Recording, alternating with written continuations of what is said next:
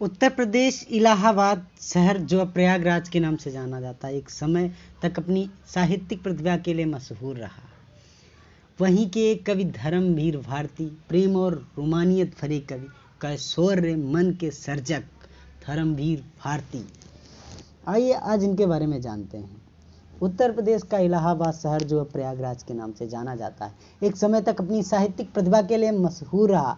निराला, महादेवी वर्मा, हरिवंश राय बच्चन से लेकर पंत जैसे बड़े रचनाकारों की कर्म स्थली रहे इलाहाबाद के साहित्यिक वातावरण ने हिंदी साहित्य को अनेक रचनाकार दिए।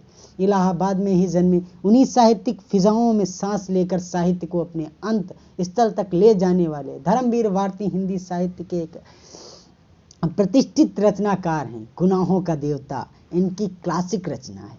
इस रचना के बारे में यह अतिशयोक्ति बहुत प्रसिद्ध है कि इसे पढ़े बिना इलाहाबाद के बच्चे जवान नहीं होते। सुधा व चंदर के प्रेम कहानी तो उन्होंने जिस तरह पिरोया है वह अप्रतिम बन पड़ा है। धर्मवीर भारती का साहित्यिक अवदान बड़ा है।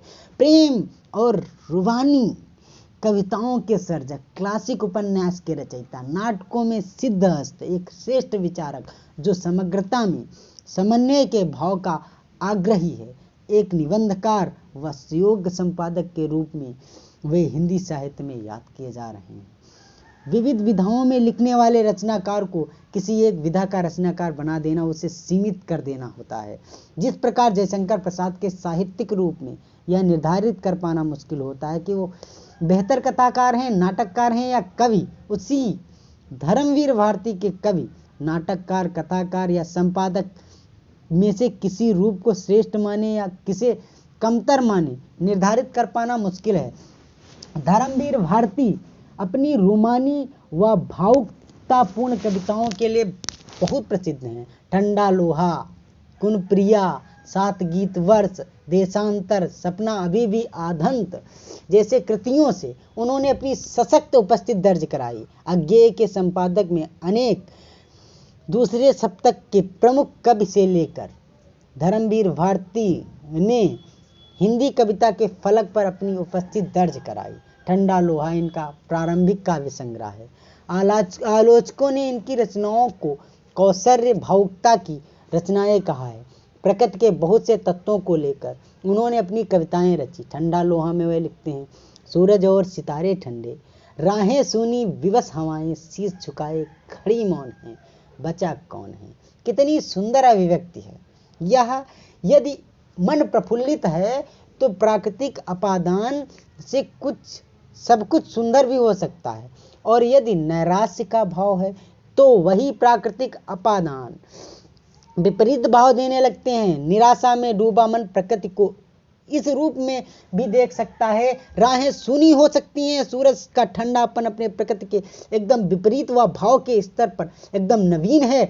इनकी रोमानी कविताओं में प्रणय के दृश्य हैं। वे लिखते हैं, अधखुल वे व्याकुल वे दो कपते ओंठ, रह रह दहके जैसे फूल दो पलाश के, कटावदार टेसु कैसे फूले चंदन की डार, बन बन में उड़ी महक आग की, ओ मोरे प्यार। यहाँ होठों का रंग गुलाबी नहीं। जब होठों में दाग देखा जा सकता है तो उसका रंग गुलाबी हो भी नहीं सकता था। वहाँ पलाश के फूल हैं। भारती जी दहकते हुए पलाश को देखकर झूमते हैं। प्रणय का पिघलता मिलन की आग, दहकता पलाश और आग की महक से इनकी कविताएं विशिष्ट बन पड़ी हैं। उनकी एक कविता देखिए, बर्बाद मेरी जिंदगी इन फिरोजी होठों पर, बर्बाद मेरी जिंदगी इन फिरोजी होठों पर, गुलाबी पांखुरी पर हल्की सुरमई वाभा कि ज्यों करवट बदल लेती कभी बरसात की दोपहर इन फिरोजी होठों पर। तुम्हारे स्पर्श की बादल धुली कच नार नरमाई, तुम्हारे वच्छ की जादू भरी मदहोश गरमाई, तुम्हारी चितवनों में नरगिसों की पात शरमाई, किसी की मोल पर मैं आज अपने को लुटा सकता सिखाने को कहा। मुझसे प्रणय के देवता ने तुम्हें आदिम गुनाहों का अजब सा इंद्रधनुषी स्वाद मेरी जिंदगी पकता। फिरोजी होठ उनकी प्रसिद्ध कविताओं में से एक कविता है। प्रेम प्रणय के दृश्य में उन्होंने जिस सुंदरता के साथ प्रस्तुत किया है, कविता जिस लय में चलती है, वह इन सबको और अधिक मोहक बना देती है। फिरोजी होठ का कोई समूचा जीवन जैसे बर्बाद कर सकता है। यहाँ बात केवल होठों की नहीं है, होठ के आगे भी बहुत कुछ है। जिस भाव को कवि ने शब्द दिया है, ऐसी कविताएं वजह भी रही हैं।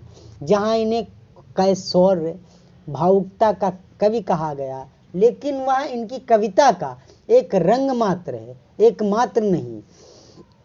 एक अन्य कविता देखें, मुँह अंधेरे बौर की महक और आंगन में जाड़े की बतियाती दोपहरें, खत्म किताब की तरह मैंने बंद कर दी। मुँह अंधेरे बौर की महक और आंगन में जाड़े की बतियाती दोपहरें, खत्म किताब की तरह मैंने बंद कर दी। उनकी कविताओं में प्रकृति, पुष्प और अन्य उपादान मह मह करते नजर आते हैं। वहाँ केवल दृश्य बिंब ना होकर घ्राण बिंब भी देखने को मिलता है। उनकी ये अनुभूतियाँ कल्पना मात्र के सहारे नहीं हैं, अपितु उनके अंतस्थल में डूबी हुई संवेदनात्मक अभिव्यक्तियाँ हैं। उनकी कविताओं का कैनवास बड़ा है, जिसमें बहुत से रंग बिखरे पड़े हैं। ऊपर से जो वर्णन किया गया, उसके अतिरिक्त व्यक्ति स्वतंत्र उनकी कविताओं का केंद्र बिंदु है।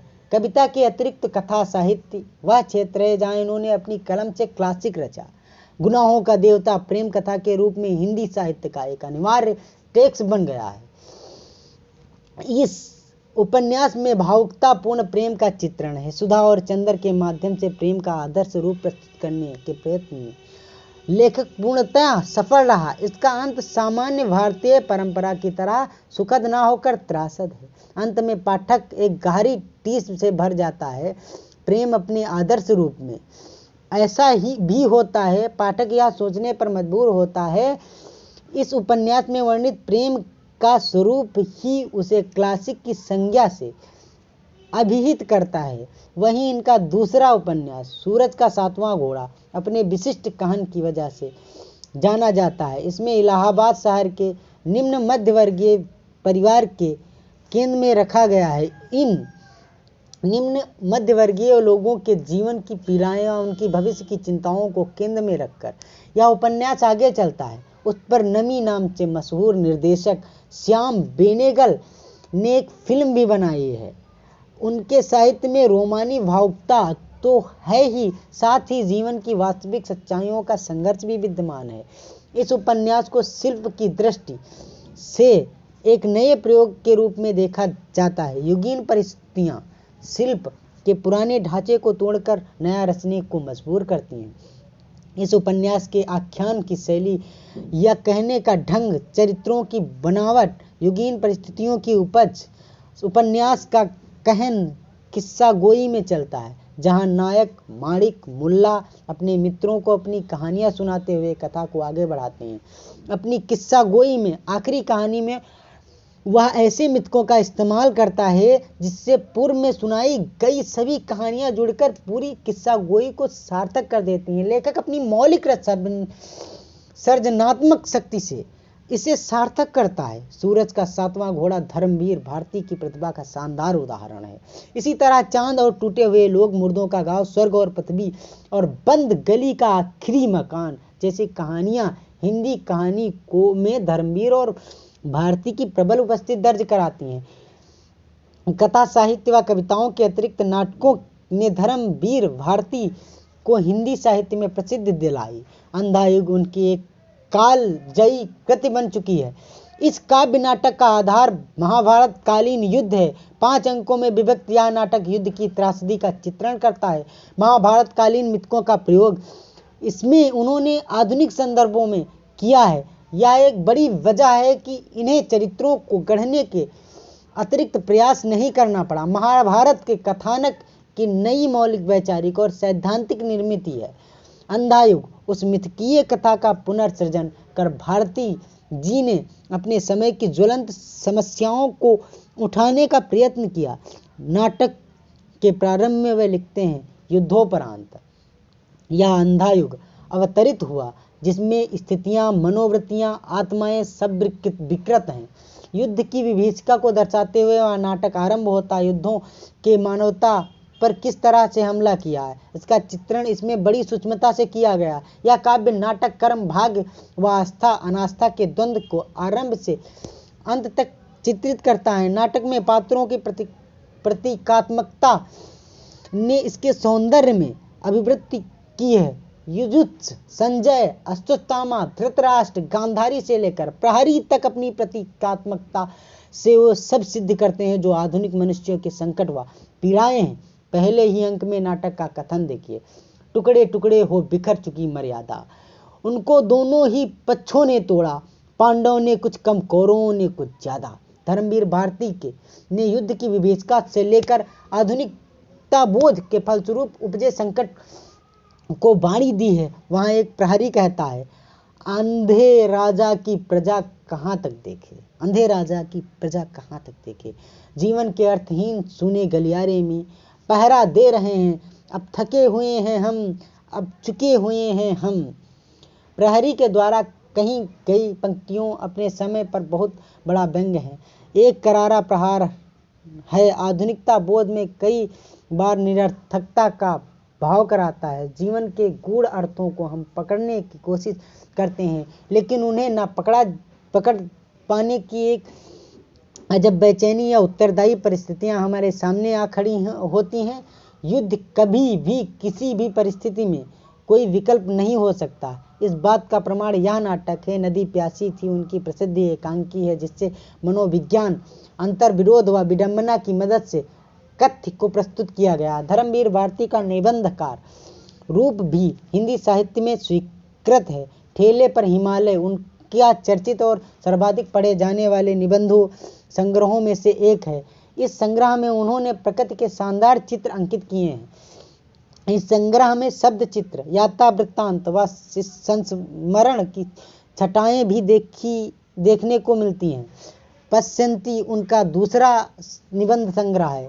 इस संग्रह में उनके समीक्षात्मक लेख हैं। उन दो संग्रहों में प्रकृति के मोहक चित्र तो हैं ही, साथ ही उनकी अनुरक्ति भी दिखाई पड़ती है। इन निबंधों में उनका कवि हृदय अलोड़ित होता हुआ नजर आता है। यहाँ उनका भावात्मक और आत्मपरक और रूप दृष्टिगत होता है। कहानी अनकहानी उनका एक प्रौढ़ विचारात्मक निबंध संग्रह है, जो उनको श्रेष्ठ विचारकों में स्थापित करता। और श्रेष्ठ विचारक जड़वत नहीं होते हैं, किसी खास विचार मात्र का आग्रही नहीं होता। भारती जी यह बात एकदम लागू नहीं होती है। भारत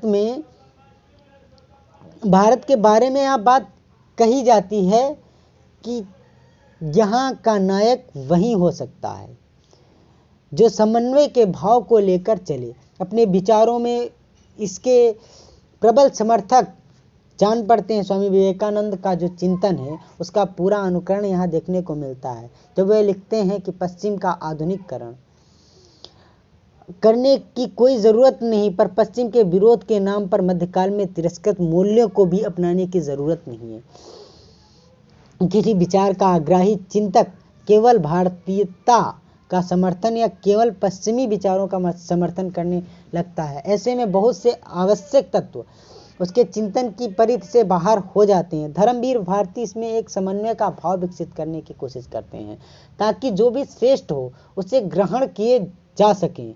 इस पश्चिमी में अच्छे मूल्य हैं तो उन्हें भी ग्रहण किया जाए।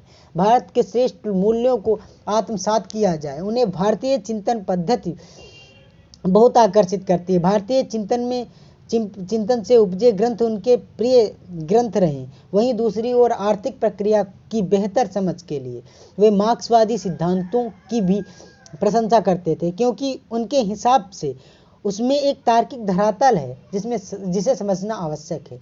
उनके लिए कोई भी विचार अछूत नहीं था। शायद ही वजह है कि उनके वैचारिक लेखन में कोई आग्रह नहीं मिलता, अपितु इसके बजाय इसी वजह से एक प्रौढ़ता नजर आती है। इसके साथ ही धर्मवीर भारती ने लगभग 27 वर्षों तक धर्मयुग पत्रिका का संपादन किया। अपने समय की प्रतिष्ठित पत्रिकाओं जैसे आलोचना, संगम, अभ्युदय निकष आदि में संपादकीय लेखों से लेकर अन्य वैचारिक लेखों के माध्यम से जुड़े रहे। रचनात्मक लेखक होना एक बात है और संपादक होना दूसरी। धर्मवीर भारती ने अपने साहित्यिक व्यक्तित्व को इस तरह साधा जिसमें वे एक कुशल सर्जक के साथ योग्य संपादक की भूमिका का निर्वाह भी सफलतापूर्वक कर रहे थे। अपने शुरुआती साहित्य का रोमानी भावुकता का आरोप लिए हुए धर्मवीर भारती ने अपने समय के साथ अपनी कला को मांझा।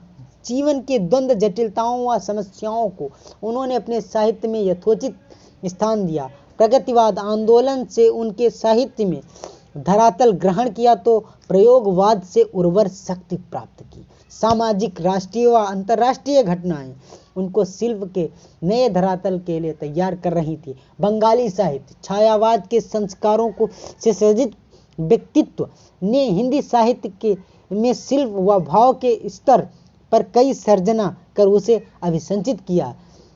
और कुछ इनके संदर्भित ग्रंथ देख लेते हैं संदर्भ में। ठंडा लोहा धर्मवीर भारती, सपना अभी भी धर्मवीर भारती, फिरोजी होंठ धर्मवीर भारती, सपना अभी भी धर्मवीर भारती, अंधा युग धर्मवीर भारती, अंधा युग धर्मवीर भारती, अंधा युग धर्मवीर भारती, अंधा युग धर्मवीर भारती। और चाहें तो अधिक जानकारी के लिए आप इनकी विकिपीडिया भी पढ़ सकते हैं, गूगल पर है।